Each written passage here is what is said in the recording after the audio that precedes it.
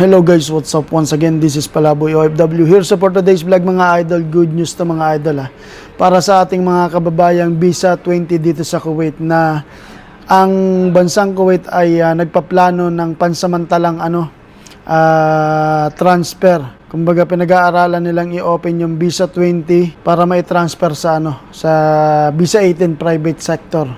So, pero limited time lang to maybe mga 2 months yung sinasabi nila. Pero hindi pa aprobado to mga idol. Magandang magandang opportunity to para sa ating mga kababayan dito sa Kuwait na Visa 20 na mga nirelease ng amo. Pero syempre, kailangan pa rin nila mag-comply dun sa mga sa pagta-transfer sa mga processing.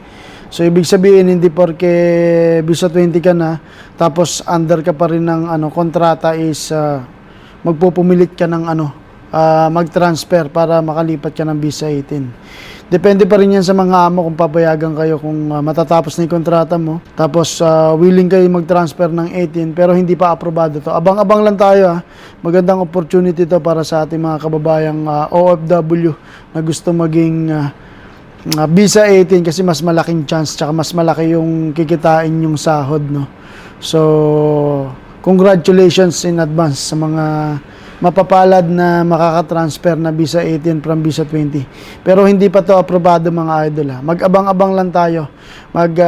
Abang-abang tayo sa mga latest updates ng mga legit na news media dito sa Kuwait. Let's say Kuwait Times, Arab Times yan.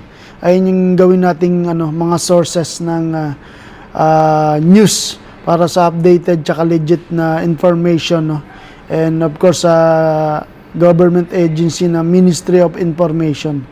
Yan, sila yung maglalabas ng mga legit information regarding sa Filipino community at tsaka sa about expats. So abangan natin yung mga idol and then good luck. So yun lang mga idol, Pinoy Vloggers in Kuwait here, Palaboy OFW, Brian Puntanar and Rapi Sam Still. Mabuhay mga OFW dito sa Kuwait.